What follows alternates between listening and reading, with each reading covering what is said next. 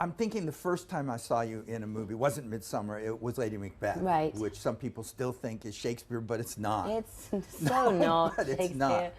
Yeah. But it was an arranged marriage that your character was in that Yeah. wasn't quite working No. and brought out a dark side in that Well, character. she was is that you? Yeah. What is you?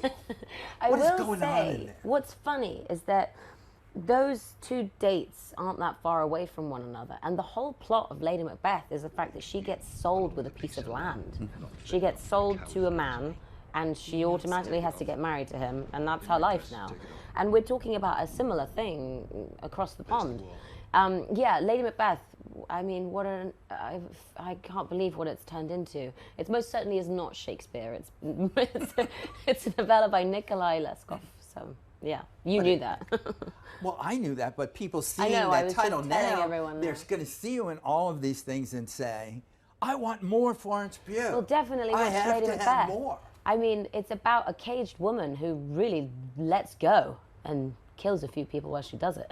I just wonder what the casting people saw in you that they said, she can do this.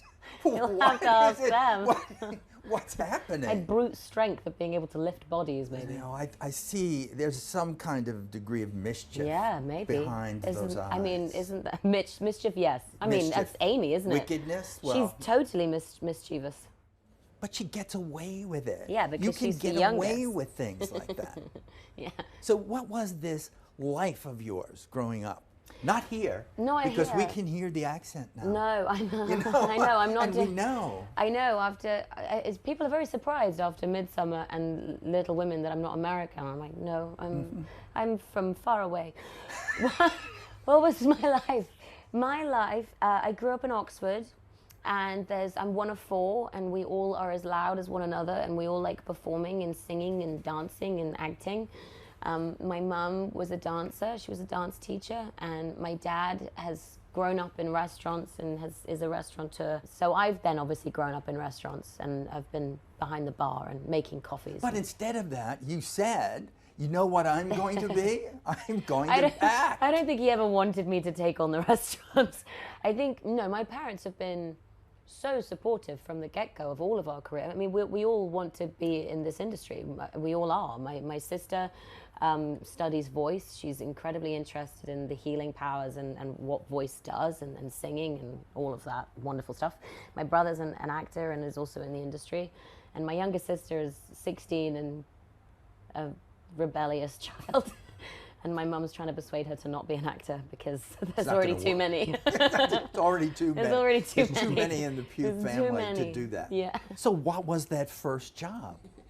Who were those people that said, For me, Florence? Well, my first ever job was The Falling, and it was a completely freakish way to get in the industry. There was this blanket audition that was going between Oxford and London because they were shooting in an old school in Oxfordshire.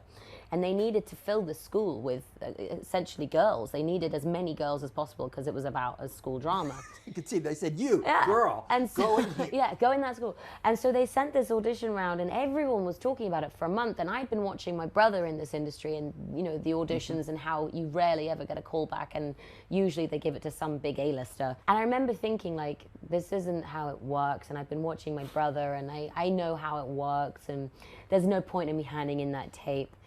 And on the last day that it was supposed to be handed in, I remember my mum saying, "Did you do that tape?" And I was like, "What? You know more than anyone that, like, that's not how this works." You've been through it. They cast some famous person after everyone sent in their tapes. We all know this. And she was like, no, I know you're not going to get it, but you should do the tape because nobody's going to see it. Yeah.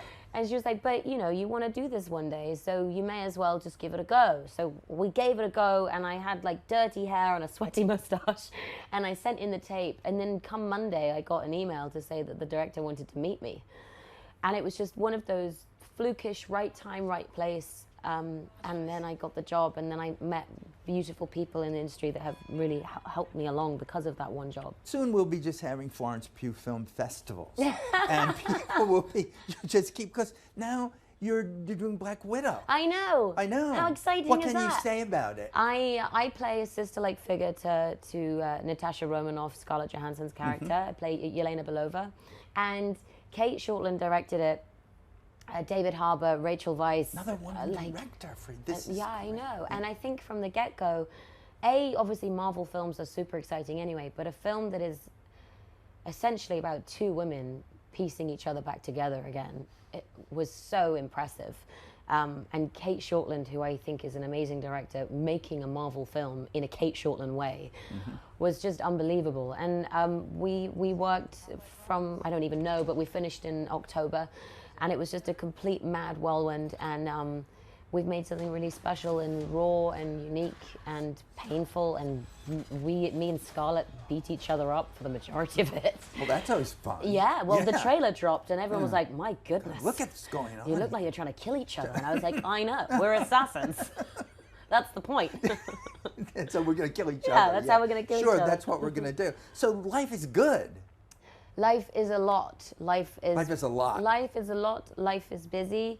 I've worked hard, and I've met some beautiful people, and I'm gonna have some time now. Time for you? Just time to look at what's happened.